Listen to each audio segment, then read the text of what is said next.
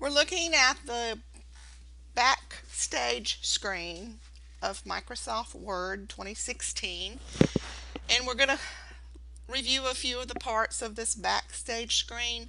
The left pane, the dark blue pane over here with the white text, contains a list of recently created documents and an option to open other documents that you might have created. The ones down here are where you go to find the files that you have created. If this is the first time you've opened Word, there may not be any documents listed here because these are recently opened that have been used on this version of the software. On this particular computer, it's going to be different on every computer. Now, if this is your personal computer, these probably would be your files. But like I said, if you're at a public computer lab or on campus using a computer lab, these files are more than likely going to belong to one of about 6,000 people that may have used the computer that you sat down at. The main pane is the big screen over here with all of the different template icons on it. It provides the option to create a new blank document, which is the very first template icon up here. Or you can pick one of the other templates that include lots of different document types, a resume, a cover page for a report. Or actually it looks like a cover page for a report, but this is just a tour of Microsoft Word. And if you haven't seen those tours, you might want to take a couple minutes and watch those.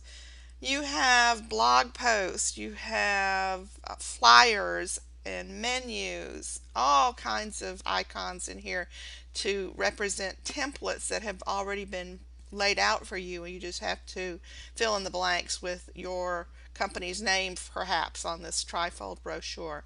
So there's a lot of helpful information on the main screen of the Backstage View.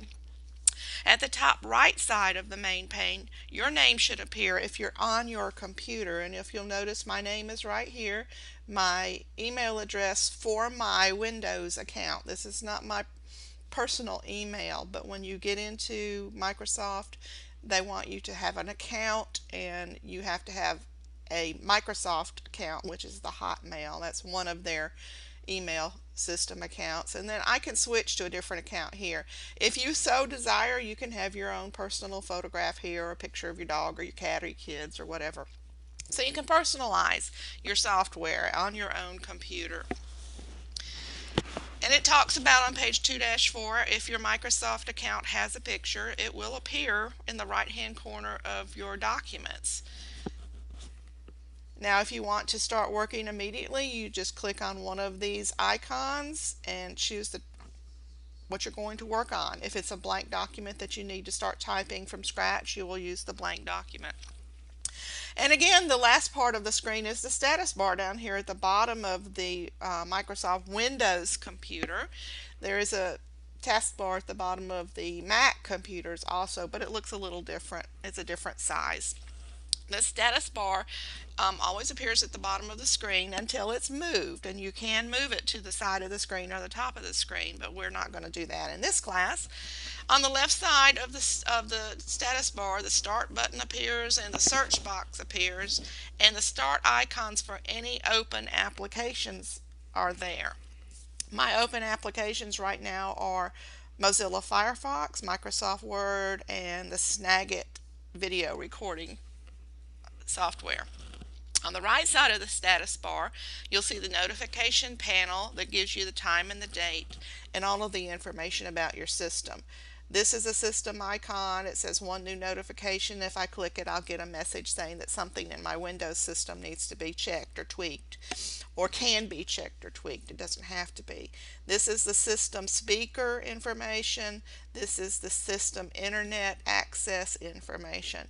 This is the icon that opens up and gives you icons about different things, whether or not you have any Bluetooth devices attached, if you have virus checking software, what status it's in. This is more virus checking software. This is my flash drive giving me information that I have devices attached to my computer that have a USB connection. And there's a lot of good information in here. And this particular icon right here, by the way, this USB flash drive, this is what you click to release your flash drive from your computer safely.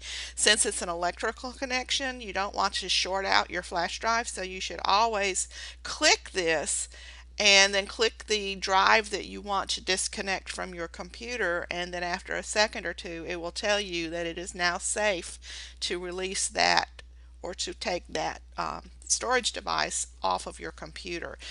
If you don't do it this way, eventually, if you just keep pulling it out of the computer without going through this little process, you may damage the connections on your flash drive or on your cord that has a USB attachment on the end of it, and it may just null it out and may not make it work after so many times of doing that. In the next video, we're going to move on to the blank document screen and find more parts and pieces to it.